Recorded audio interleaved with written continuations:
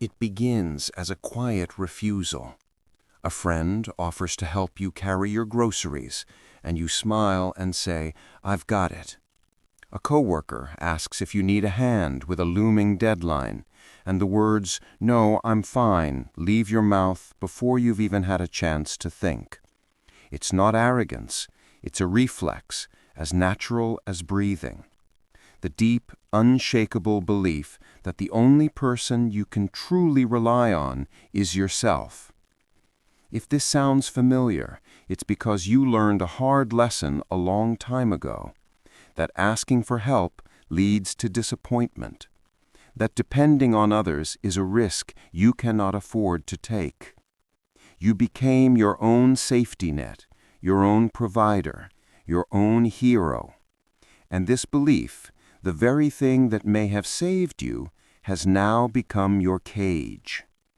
This is the psychology of the hyper-independent person, and understanding it isn't just about recognizing a personality quirk, it's about dismantling the quiet architecture of a profoundly lonely life. To the outside world, you are the picture of capability. You are the reliable one, the one who always has it together. People admire your strength, your resilience, your ability to handle anything that life throws at you. But they don't see the cost. They don't feel the constant low-grade hum of anxiety that comes from knowing every single responsibility rests on your shoulders. They don't see the exhaustion behind your eyes after a day of solving everyone's problems but your own. They don't understand that receiving a simple compliment can feel uncomfortable, or that accepting a gift can feel like incurring a debt you'll never be able to repay.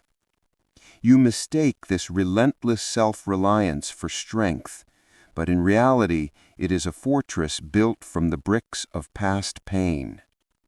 This fortress was not built by choice. Hyperindependence is rarely a personality trait. It is almost always a trauma response. It is the legacy of a child who learned that their needs were an inconvenience. It's born from environments of emotional neglect, where caregivers were inconsistent, absent, or too overwhelmed to offer reliable support. When a child learns over and over that their cries for help will go unanswered, they don't stop needing help. They simply stop asking for it. They become a parent to themselves, a stoic little adult in a child's body, mastering the art of self-soothing and problem-solving because there was no other option. This survival strategy gets hardwired into your nervous system.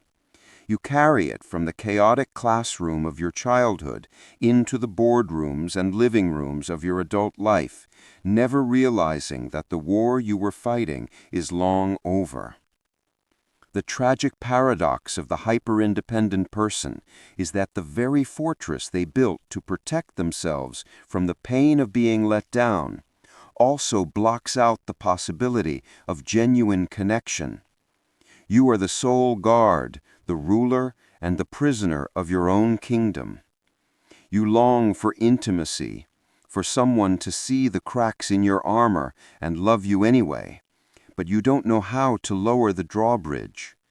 Vulnerability feels like a weakness, a catastrophic failure of the system you've spent a lifetime perfecting.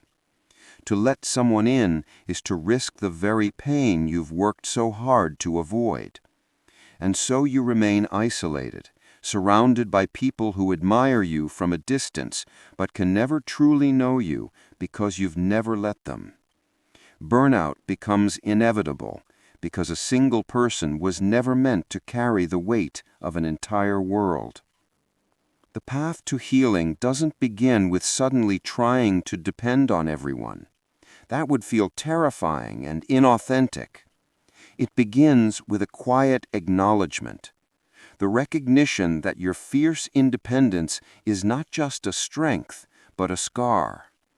It's giving a name to the loneliness you feel even in a crowded room. The first step is to turn the compassion you so easily give to others inward. To look at the child you once were and say, "You did what you had to do to survive. I am so proud of you, but we are safe now." Healing is learning to practice vulnerability in small, manageable doses. It is the quiet courage to say, "I don't know," instead of pretending you have all the answers. It's the radical act of asking a friend for a small favor and allowing yourself to receive it without feeling the need to immediately repay it. It is learning that interdependence is not the same as a dangerous dependency. It is the foundation of trust, intimacy, and true human connection. You learn to survive alone.